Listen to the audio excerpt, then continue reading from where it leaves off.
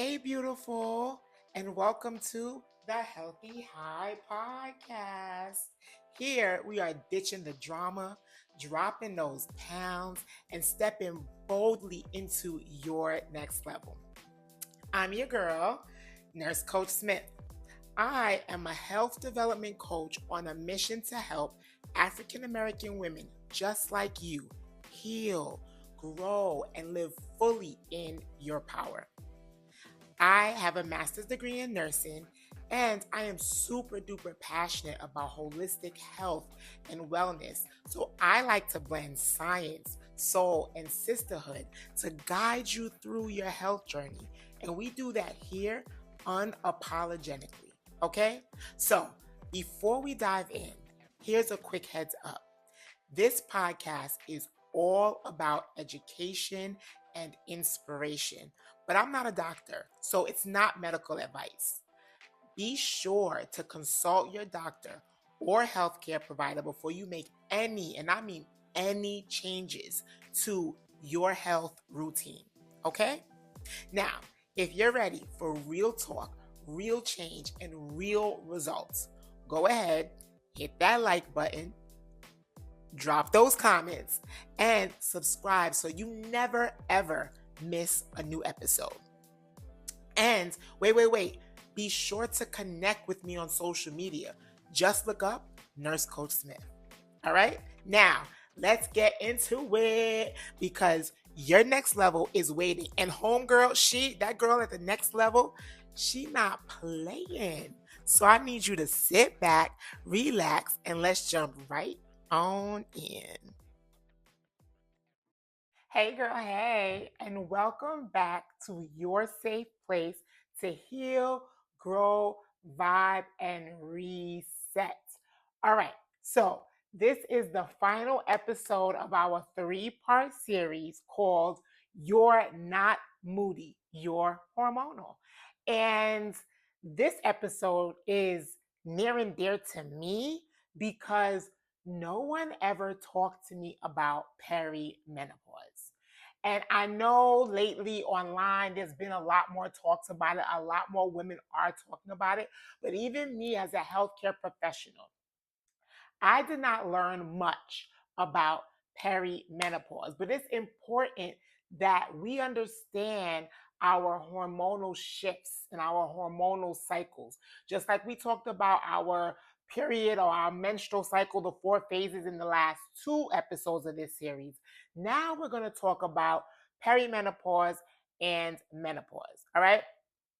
So I want this episode, it's my hopes anyway, that this episode normalizes our hormonal shifts, right? I want all you women to know that you are not alone, you're not broken, and you're just evolving. Like your hormones are just evolving, all right? So let's jump into the episode. So the first thing we're going to talk about is what is perimenopause. So what perimenopause is, it's just the transition, right? It's a transitional period between your regular reproductive cycles and menopause, right? And usually perimenopause can last anywhere between 5 to 10 years.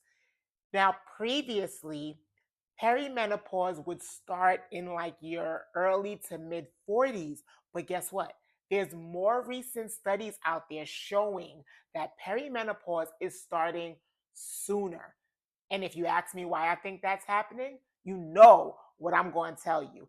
I definitely believe that it is our diet and what we're eating that is bringing on these earlier perimenopause symptoms.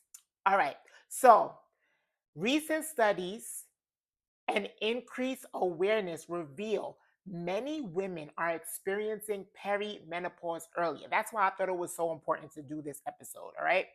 A study conducted by Nature Partner Journal, or NPJ, in February of 2025 revealed women are seeking help from doctors for perimenopause symptoms as early as 30. All right. And in the study, 55% of surveyed women aged 30 to 35 experienced moderate to severe perimenopause. What the heck, right? We are going into perimenopause earlier now than ever before. All right. And again, listen, I believe it's the way in which we are eating. The extreme amounts of processed foods, fast foods, caffeine, sugars, right? All of these things that consist of the standard American diet. This is what I believe is pushing us into perimenopause so much earlier.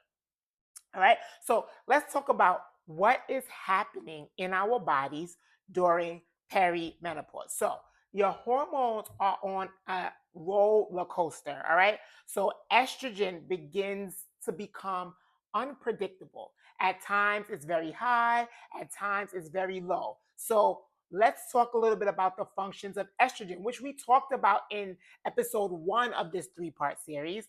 But just a little reminder, really quick, plays a role in reproductive cycle, supports brain function, memory, emotional regulation, maintains skin elasticity and hydration of your skin, strengthens the bones, and keeps the vagina lubricated and the tissues in the vagina thick and healthy. So those are all the major roles of estrogen when we're talking about your reproductive cycle, right? So a decline in estrogen, how does that show up? Irregular cycles, right? And the cycles could be heavier, they can be lighter, and they can start to skip. Like you missed a month, or your period starts to come every 8 weeks, or maybe 8 weeks and then 6 weeks and then 4 weeks and then 6 weeks, and like it starts to become a little erratic. All right. Emotional changes. You have increased anxiety, mood swings, brain fog, right? You may have changes to your sleep. And most times it's like problems staying asleep. Like you can get to sleep, but you have problems staying asleep. You wake up at 3 o'clock in the morning, you find that you can't sleep, you're fidgeting around, things like that. All right. Hot flashes come with a decrease in estrogen, and irritability also can come with a decrease in estrogen. And I'm sorry, ladies, weight gain. Weight gain is also associated with a decrease in estrogen. And where does the weight go? Of course, right here in the midsection. Don't you love it? All right.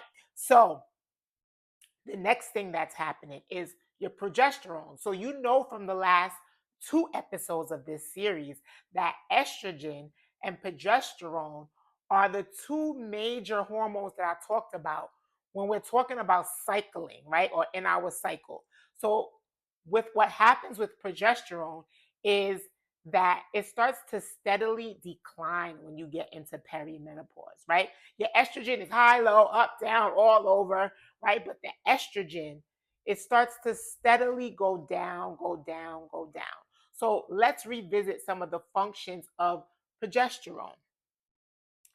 It promotes relaxation, right? And reduces irritability. That's what happens in that 3rd week of our cycle. That's why we start to feel chill, calm, cool, right?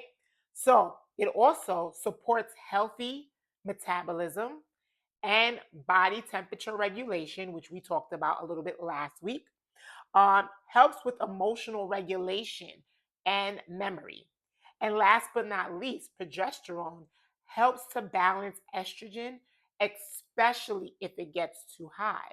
So as your progesterone starts to go down a little in perimenopause, and that estrogen, if it chooses this month or this week or whatever to be extremely high, progesterone is not available or not as available to help to keep that estrogen in line. All right. So a decline in progesterone, how does that show up? Shorter cycles, spotting, right? Spotting between your cycles, sleep issues. So estrogen already giving you sleep issues. Now progesterone joins in. It's a whole sleep issue party. Okay. Increased anxiety, mood swings, and restlessness. And what happens when progesterone starts to decline is your PMS symptoms become exaggerated. You even can be like enraged or like just completely off your rockers. All right. Um, Another hormone that's affected in our cycle that I didn't really talk about in the last two episodes was testosterone or is testosterone. I didn't talk about it much because it doesn't do too much, especially for women. Testosterone is not much of a big thing. It's obviously necessary, but I didn't want to confuse you too much. But I do have to talk about it a little bit here, right? So, your testosterone, when you start going through perimenopause, also starts to dip. So, it dips gradually in your 30s and then more noticeably once you hit that 40s. All right. So the functions of your testosterone is what gives you your libido, right? It's what gives you your strength. It's what gives you your motivation. So what shows up or how does a decline in testosterone show up during perimenopause? Obviously, decreased libido, right? Decreased sexual satisfaction. Um, you may feel less driven, less motivated. You may have muscle loss. Um, of course, increased body fat, right? You may feel more tired, more fatigued, more brain fog, and unfortunately, you may have lower confidence. All right. So, those are the changes that's happening during perimenopause. All right. I'm going to touch a little bit into menopause now, but it's not much of a difference. It's all of those symptoms accelerated. All right. So, what is menopause? Menopause signals the end of your reproductive years. Some may be sad about that. Some may be doing the bankhead bounce. Okay. I am so ready for the bankhead bounce. But I don't want all the symptoms that comes with menopause. But I'm ready to retire this reproductive system. Okay, so you are in menopause when you have 12 consecutive months of no period. So you can have no period for 8 months and then get a period and it starts all over. 12 consecutive months. All right. And what happens here, obviously, your ovaries stop releasing eggs, estrogen and progesterone levels drop significantly, and your testosterone continues that steady decline. It's slow, but it is steady. So, how are you feeling? Perimenopause symptoms exaggerated. You got the mood swings, the increased anxiety, you have the brain fog, you have the memory lapse, right? All of a sudden, you're not remembering nothing. You can't remember anything, right? Hot flashes crank up, night sweats, chills, vaginal dryness happens, low libido happens, weight gain happens, slower metabolism is happening. You're more and more tired. You may have joint pain and stiffness, right? And then unfortunately, what happens is we have a loss in muscle mass and bone density. But it's all right. We're going to talk about what we can do to support all these changes that's going on in perimenopause and menopause. And a lot of the support is the same for both because with perimenopause, you have things declining slowly or changing slowly. And in menopause, it's like downhill, okay? Or non existent almost anymore. So, a lot of the ways that we can support ourselves is the same in both phases, all right? So, let's talk about what it is that we are eating first, all right? You want to eat phytoestrogens or plant based estrogen, right? And what these things do is it mimics estrogen and it can help balance the fluctuation in that estrogen, especially in that perimenopause stage. All right. So, what are some foods that have phytoestrogen? Flaxseed. I like to ground flaxseed and put it right in my smoothie. Flaxseed makes things a little more creamy and thick. Also, one thing I love to do with flaxseed, that's like my egg substitute. I mix that with a little bit of water, let it sit. And whenever I'm baking stuff or I need things to kind of stick together like eggs would do, I use flaxseed. So flaxseed is good. Soy products. And again, remember, we are all not a monolith. So you have to try things and see what works for you. Tofu for me, which is soy, makes me super duper gassy. It may not do the same for you, but soy products are good phytoestrogens. Along with that, tempeh and edamame. All of those are soy products. I can eat edamame without a problem. I can eat tempeh without a problem. The tofu, though, it does something to me. But you got to figure out what works for you. Chickpeas, lentil, and sesame seeds all mimic estrogen. All right. So those are good. What else do you want to eat? Healthy fats. We talked about healthy fats, I think, the last 2 episodes, right? Healthy fats support hormone production. Hormone needs fat to be created, right? And healthy fats also help with brain health. So, what are your healthy fats? Your avocados, your seeds, your nuts. We talked a lot about that the last 2 episodes. You want to know more about the seeds and the nuts? Take it on back. All right. You want to make sure that you are including calcium and vitamin D for bone support, right? Remember, estrogen helps with all of that. Now, with the decrease in estrogen, your bones are not as protected. So, what can we eat for calcium and vitamin D? Take a wild guess. Those green leafy veggies, right? So, your arugulas, your spinach, your kale, your watercress, all of those green leafies, good for that. Broccoli, mushrooms. Mushrooms are, I think, it's the only source of vitamin D that we can eat. Naturally, we get vitamin D from the sun, right? You got to go out, you got to be in the sunlight, you got to walk around at least 10 minutes a day, 10, 15 minutes a day. Mushrooms, however, have vitamin D in it. So you want to get your mushrooms in it. I think it's the only source of food that we can get vitamin D from. Fiber. Fiber is good for the gut and to detox hormones, okay? So it helps to eliminate excess hormones that's in the body. So your whole grains, your oat, your brown rice, your quinoa, your beans, your lentils, and fruits with the skin on it, like pears and apples, all are good sources of fiber. Um, B vitamins and magnesium. I think we talked about this last week, right? It helps with your energy, with your mood, and your stress. So there goes those green leafies again. Get the green leafies in. Your pumpkin seeds and the dark chocolate. Remember, when it comes to your dark chocolate, 70% of natural cacao, I think that's what it's called. 70% it has to be. Do not get chocolate with a whole bunch of additives, extra sugar, things that you don't need. It needs to be 70% dark chocolate for it to be effective. All right. You want to get in your anti-inflammatory foods, right? So well, first of all, let's talk about what anti-inflammatory foods do for you. It combats those hot flashes, the brain fog, and the mood swings. All right. So your anti-inflammatory foods: ginger, turmeric, berries, green tea. I have green tea at least once or twice a month.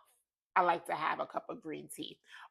Cinnamon, your cruciferous veggies like broccoli, your Brussels sprouts, your cabbage, right? Back to the greens. Get your greens in, all right? Let's talk about some herbs, some teas that we can have during our perimenopause and menopause stages. Red clover helps with hot flashes, night sweats, and vaginal dryness.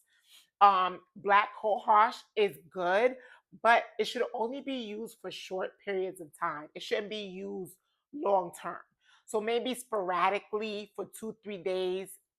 Make sure you're tracking it. Maybe every couple of weeks you have some black cohosh. But it is good for hot flashes mood swings, and sleep disturbances. Ashwagandha, I think we talked about ashwagandha before, reduces fatigue or tiredness, it reduces anxiety, and it helps with brain fog. I like to take ashwagandha pills before I go to bed because it just calms you down a little. Um, Lemon balm reduces anxiety, insomnia, and irritability. So that's good. And the last one is nettle leaf. Nettle leaf is good to support bone health and detoxification. So all of those are teas that you could drink. Let's talk a little bit about some aromatherapies. You guys know I love my natural stuff. So, some aromatherapy that you can use is clary sage, and this is good because it mimics the estrogen. So, it reduces hot flashes, cramps, and some levels of anxiety. Lavender. I think we've been talking about lavender for weeks, okay? Since we talked about stress, we've been talking about lavender. So, lavender eases tensions, headaches, and mood swings. Peppermint. We've also been talking about this for a few weeks, right? Boosts mental clarity and energy. Um, Lang Lang is spelled Ylang. Lang Lang. It enhances your libido and reduces stress. And last but not least, I think I mentioned this last week, rose. Rose helps with emotional release, grief, and low libido. All right. So those are your herbs that you can be using throughout your cycle, right? Because while I'm talking about perimenopause and menopause, a lot of these things are repeating itself. So, ladies, we should start, even if you're not in perimenopause, even if you're not in menopause, get used to using these herbs, get used to eating this way, right? Because it's going to serve you in the long run. All right. All right. How can you support this phase with movement? Strength training, especially in perimenopause and menopause. Strength training is so very important. And that's because you no longer have the high amounts of estrogen that's going to support your bone mass and your muscle density, your bone density and your muscle mass. I'm getting things all twisted up. But so you need the strength training, especially for your bone density. All right. So strength training 2 to 4 times a week. Me now, I feel like I do more strength training than I do cardio. When I was younger, I was the cardio queen. Okay, you couldn't tell me nothing. I had to run on the treadmill, do the elliptical, stairmaster, 5 days a week. Like that was the most important thing. Now, most of my workout routines consist of strength training because your girl is getting more seasoned. All right, I'm getting older. So I'm not in perimenopause yet, or so I don't think, but I am preparing myself for it. All right. So 2 to 4 times a week. What does it consist of? Dumbbells, kettlebells, resistance bands, body weight movements like squats, push ups, lunges, Pilates with resistance. All of that can be considered strength training. All right. You want to walk or low impact cardio, right? This regulates your mood, this manages your weight, and it helps to reduce stress. You want to do that at least 4 days a week. Yoga and stretching is another thing that I have learned to incorporate in my workouts more so now than I did in the past. All right. And what I love about yoga and stretching specifically is that it helps to calm your nervous system because when you're stretching, obviously, you're not as busy. You're a little more focused. You're a little more intentional. And naturally, you're a little more calm. So it supports your nervous system, regulates your mood, and it eases the tension in your body. So, how often should you be stretching or doing some type of yoga? 3 to 5 times per week, especially in this perimenopause, menopause stage of your life. And then short hit workouts. You should do that 1 to 2 times per week. You still need some good cardio that gets your heart pumping over at least like 130 beats per minute, right? But you don't need to be the hit queen, especially at this phase, okay? Um, you want to keep it to 20 to 30 minutes and you want to focus on being consistent and not like burning as much calories as possible, all right? So, that is it, right? That is it. We are closing this 3-part series called You Are Not Moody, You're Hormonal. But I hope this series brought you a better understanding of self, right? I hope it helps you understand that, again, you're not moody, you're hormonal. I'm hoping that you better understand how you can support these emotional shifts. I'm sorry, not emotional shifts, these hormonal shifts that's going on in your body. I'm hoping that you're now more knowledgeable. You're more knowledgeable about what's going on. You're more knowledgeable about the food you should be eating. You're more knowledgeable about the movement that you should be doing during each part of your cycle, whether that be your follicular stage, your ovulation phase, whatever your perimenopause phase, whatever phase it is. Having knowledge is power. And with that knowledge, you know now what to do for yourself so that you can show up and be the best version of yourself. Even with all this craziness, the hormonal shifts going on in your body, you still have the power to be there for yourself and show up for yourself in a way that you can alleviate some of these symptoms through diet and movement. All right. All right. So we can't go anywhere without our call to actions. And at this point, I think we on episode 6. You already know what the first one is. Journaling. You got it. Journaling. So here are 1, 2, 3. I got 3 questions that I need you to ask yourself this week when you are journaling. All right. How do I feel about this new phase of womanhood? And what fears or freedom does it bring up for me, right? So you may not be perimenopausal, you may not be menopausal, but it's coming. Whether you like it or not, it's coming. How do you feel about that new phase? It could be scary, right? But just remember your mind has a lot of power. But journal on that. Think about how you feel. Next, how can I begin honoring my body instead of judging it during these transitions? Right? You learned about 3 to 4 transitions that your body is going to go through throughout your life. How can you begin to honor these transitions? Okay, final question. What new rituals, routines, or beliefs do I want to create to support my hormonal shifts? Right? What can you start doing month to month? And then what can you start to do to prepare yourself for perimenopause and menopause? All right? So here are some other call to actions that you can do or not do. It's up to you. Start a hormone supportive grocery list with at least 5 foods mentioned within the series. Why not? You go on food shopping. I would hope that you know that you should be avoiding. I didn't even mention that. It was in my notes and I did not mention it. Oh, maybe I didn't put it in my notes. You should be avoiding highly processed foods, caffeine, alcohol.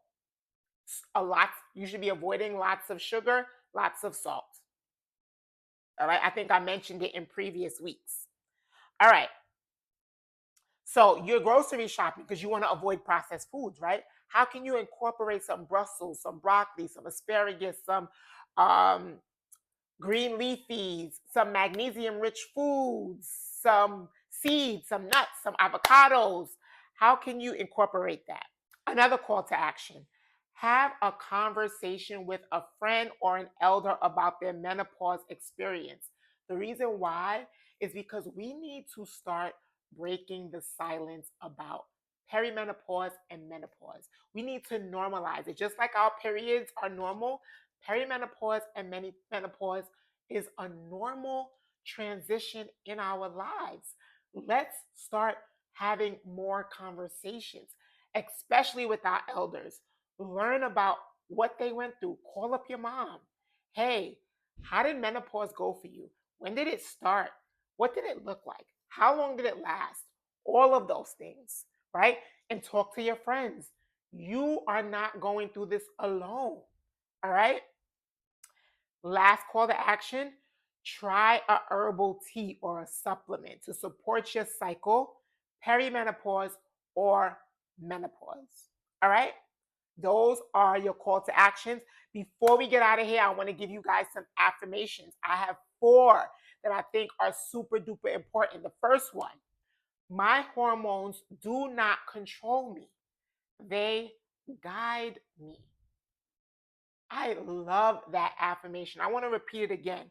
My hormones do not control me, they guide me. They show you what you need, right? They show you, I need you to support me with food. I need you to support me with exercise. And this is happening in your body. Expect this to be going on in your world, right? They guide us. All right. The second one: I honor the rhythm of my body. Honor it. When you need rest, take rest. If you're going through hot flashes, get some red clove tea. Honor what's happening. Don't fight it. The next one, the third one, which I love too: I am not broken. I am beautifully cycling, right? We are beautifully cycling every month and throughout our lives.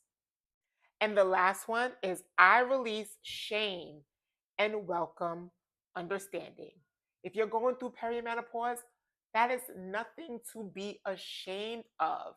This is a natural process, but talking about it makes it less shameful. So we got to talk about it, and we have to welcome the understanding and the knowledge of what is going on in our bodies. Remember, you are not moody, you are hormonal. All right, guys, this is the end of this episode and the end of this series. I hope that this series serves you well. Remember, if you like what you're watching, do not forget to subscribe, like, put the comments below. If you have a question, put the question below. If you don't feel comfortable, you can always email me at thehealthyhigh@gmail.com. Do not forget to subscribe to the channel. Also, do not forget to follow me on all socials at Nurse Coach Smith. I appreciate you for tuning in. Until next week, love you, sis. Peace out.